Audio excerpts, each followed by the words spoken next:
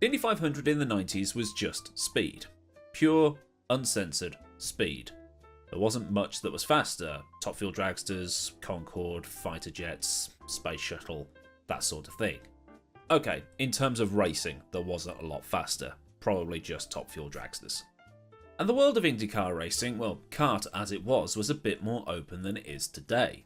Today, Indy cars all run the same chassis with one of only 2 engine manufacturers. They all run on the same tyres as well, but in the 90s, it was a bit different, and some would argue, as they often do with Formula 1, that it was a better time. Reynard, Lola and Penske all made chassis for the series, and out of the 33 cars that entered the Indy 500 in 1994, 4 cars were Penske chassis, 6 were Reynard, and the remaining 23 were Lolas. And in the regulations for 1994, the authorities allowed pushrod engines to run higher turbo pressures and also have higher displacement as part of a equivalence of technology formula, parity, whatever the hell you want to call it. Kart reckoned that by doing this, the teams less awash with cash could just buy some off-the-shelf DFV style engine, and having higher turbo pressures and displacement meant they would be able to compete with the likes of Penske and Ganassi. What they were not counting on, however, is Roger Penske once again going after that unfair advantage that he'd been looking for since about 5 minutes after setting up his team. Up until 1991, the engine manufacturers in Ford, Buick and Honda had been limited to production engine blocks. After that, that rule had been dropped, but only one company had bothered to take advantage of that. Ilmor. Actually, to be a bit more specific, that production block rule only applied to kart-sanctioned events. The non-production block rule didn't apply to the Indy 500 because at that time, it was still under USAC rules. So if the manufacturers wanted to, they could design an engine specific for the Indy 500. Pre-1991, you were allowed a 161 cubic inch or 2.6 litre engine with 1.5 bar of turbo boost. But under the USAC rules, Penske could have an engine that was 3.4 litres in displacement with 1.8 bar of turbo boost. Now I don't know the specifics here, but apparently the push rods are only 2 inches long instead of the usual 6 or 7 inch, so about 4 centimetres compared to 5.5 or something like that. But anyway, that was what was being used on normal kart engines, the 6 to 7 inch push rods. The details of the engine are out there and I don't understand it at all, so if you want to go down that wormhole, you're more than welcome to after this video. That's pretty much what story time is now. It's kind of, I present the overview of it with a little bit of the details, and then you can go and learn more if you want to. So Penske, who had been paying Ilmor to build his engines anyway, went to Ilmor and said, can this be done? And Ilmor just went, yeah, we can do that. Set up by Mario Ilian and Paul Morgan, Ilmor was a bit like Cosworth, and as it so happens, the two men had worked for Cosworth before setting up their own company, and named it in a similar manner as well. Ilian, Morgan, Mor, police cops. There you go, there's your Simpsons reference for the day. In the early 90s, they were part owned by GM, and they manufactured the Chevrolet 265 Indycar engine and set up a plant in Michigan to build these engines. They were pretty successful because they won Indy 500s between 1988 and 1992 in a row. But in the summer and then into the autumn of 1993, Penske approached them to design and build an engine so great that it became the Black Ops project of motor racing. Only a certain amount of people knew about it, and Penske was confident about the engine before it had even been tested, because he signed Al Unser in the autumn or so of 1993 and said, "We've got an engine. It's a rocket." The building of the engine was done in a secret engine shop down the road from the main factory in Reading, Pennsylvania. That building was already a parts warehouse, and employees at Penske started getting curious when this warehouse that they'd go into all the time was now a no-go zone for them.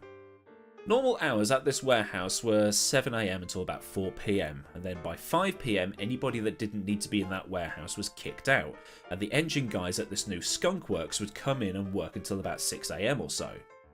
By 7, they were out, and there was no trace of them ever being there. One employee at Penske at the time said, "When you came in the next day, it was like a normal day. There were no extra parts lying around.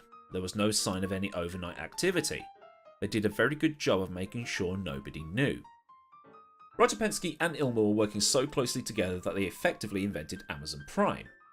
If something was needed quickly from Ilmor or had to go to Ilmor from Penske, Roger would pay for some employees to go to New York, fly on Concorde from JFK to Heathrow, drive up to the Ilmor factory in Brixworth, get the parts, and then be back in West London in time to fly back to New York on Concorde.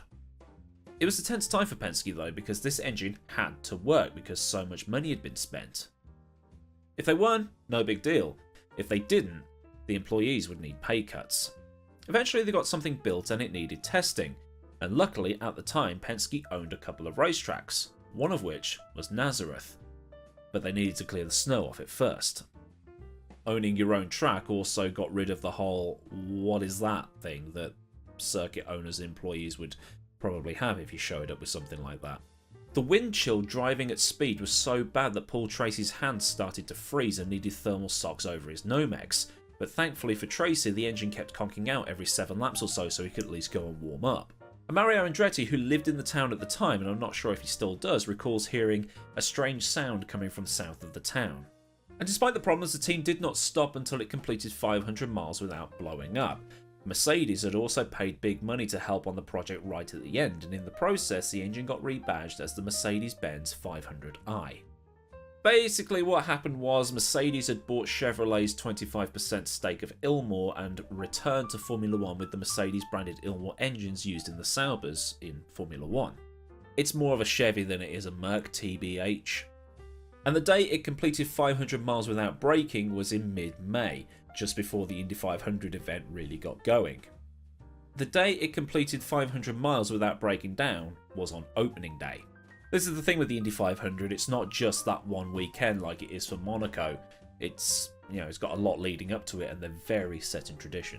And in all the running it did up until the race, Emerson Fittipaldi, Al Unser Jr. and Paul Tracy would sandbag like hell to stop anyone catching wind of whatever warp drive they had in the back of their car.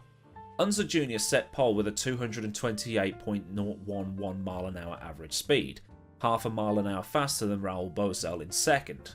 They were sandbagging even in qualifying. And I know half a mile an hour doesn't sound like a lot, but that's a, 800 meter gain over 4 laps? Probably. Why doesn't Indycar just time it like everybody else? That's the Indycar purist pissed off. It wasn't until the green flag dropped that Penske revealed their 1000 horsepower warp drive.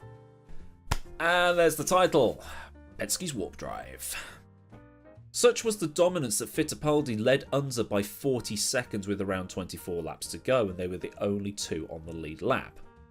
In third place was rookie Jacques Villeneuve, or Jacques Villeneuve if you watch the actual race because the commentators can't say his name properly. TLDR is that 40 seconds at Indianapolis is pretty much 1 lap. 5 laps later, Fittipaldi lapped his teammate and was supposed to pit on lap 194 for a splash and dash. On lap 183, Unser got back on the lead lap, and while trying to get back in front of Unser, Fittipaldi dropped it on the inside of turn 4 and crashed.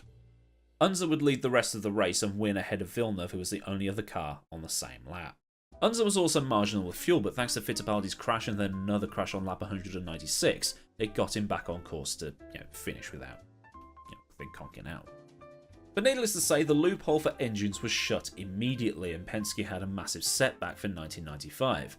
A setback that meant that none of its cars qualified for the 1995 Indy 500. Why that was, not sure. Maybe because they spent too much time on this engine, or they just got it all wrong. Not sure. Unser, though, did actually race. He bought someone else's seat and qualified because you can do that, apparently. Now, as for Ilmor, Mercedes' 25% stake became 55% in 2002, and the company became Mercedes Ilmor. In 2005, Daimler became the sole owner of the company, and it became Mercedes-Benz High Performance Engines, which is now Mercedes-AMG High Performance Powertrains. In Formula 1, when they talk about the engines going back to Brixworth, that is where they're going. There is, however, a new Ilmor. Penske and Ilion set up a new one. It's based in America. That is Ilmor Engineering Limited, and that does the stuff like powerboat engines and MotoGP and stuff like that. So this has been a revisit of Penske's 500i Beast Indy 500 engine. That's a long sentence. But if you have enjoyed this story, then give the video a like, and if you want to see more like this, subscribe if you haven't already, and get the bell on so you never miss out on a future video. Tripped over my words there, didn't I? Massive thanks go out to the people of Patreon for their continued support, and if you do want to leave me a monthly tip, you can do so by following the link in the description, where you'll also find a link to Discord and directions to my social media. So until next time, I've been AdmiralLaWind. Have a great day wherever you live in the world, and I'll see you all again soon for another video. Goodbye.